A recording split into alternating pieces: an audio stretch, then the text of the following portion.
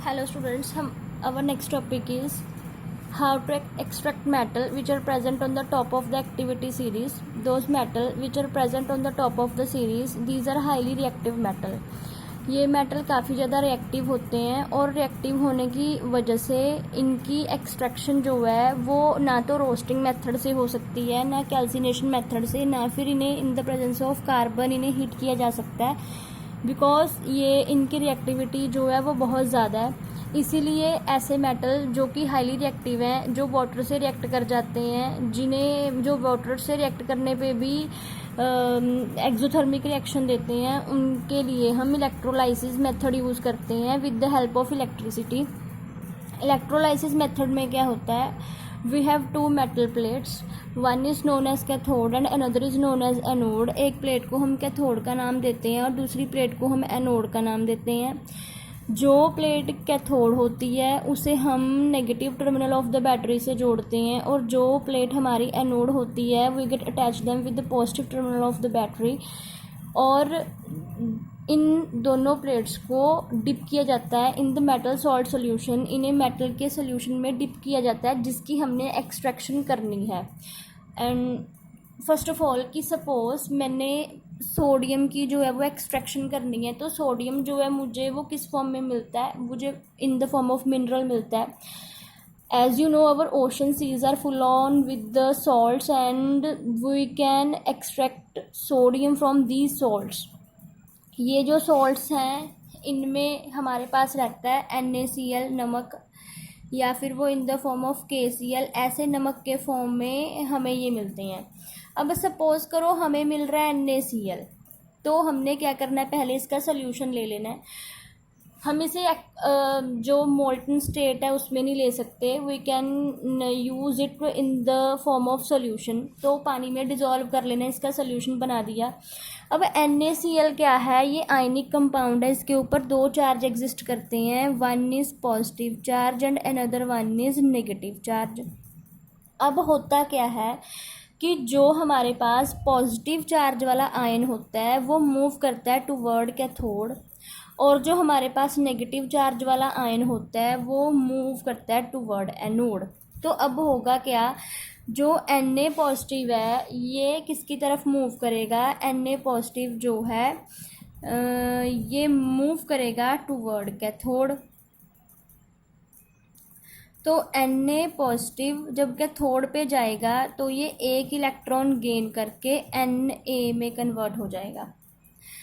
Similarly anode की बात करते हैं कि जो क्लोरीन है इसके ऊपर नेगेटिव चार्ज है, ये क्या करेगी, ये क्लोरीन जो है ये अपना एक इलेक्ट्रॉन लूज़ कर देगी, इसका ये इलेक्ट्रॉन इसने गेन कर लिया है, डन।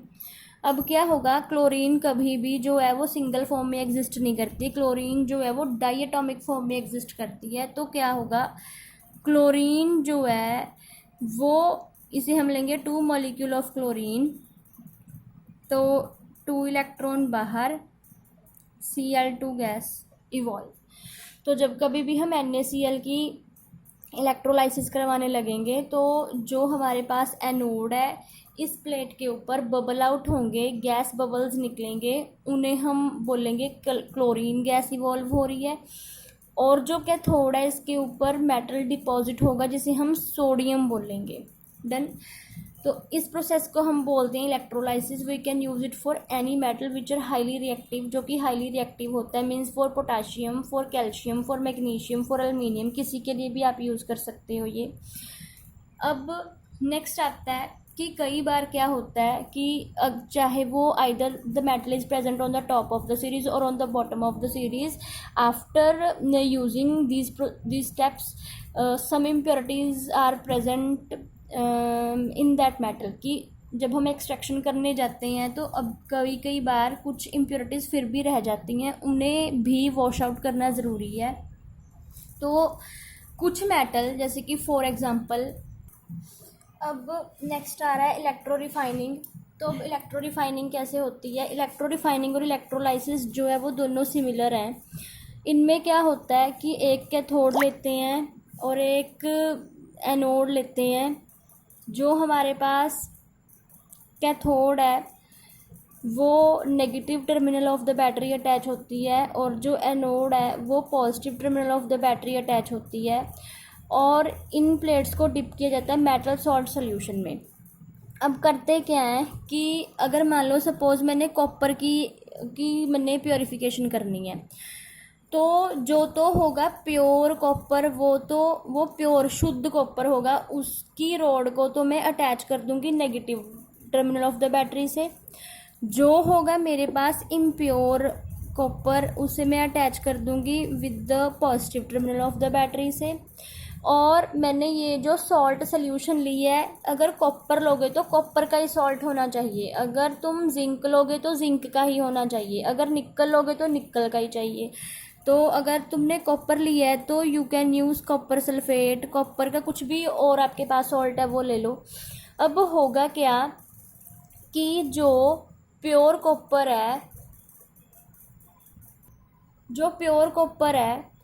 जब करंट पास होगा तो करंट की हेल्प से it start dissolve into the electrolyte. तो इलेक्ट्रोलाइट, इस सॉल्यूशन को ही नाम दे रहे हैं इलेक्ट्रोलाइट। जैसे हर एक बच्चे के घर में दो नाम होते हैं, एक ऑफिशियली जो डॉक्यूमेंट्स पे चलता है, एक जो उसके पेरेंट्स बोलते हैं। तो या तो आप उसे इलेक्ट्रोलाइट बोल दो इसे, या आप बोल दो मेटल सॉल्ट सोल्यूशन, दोनों एक ही हैं, ठीक है।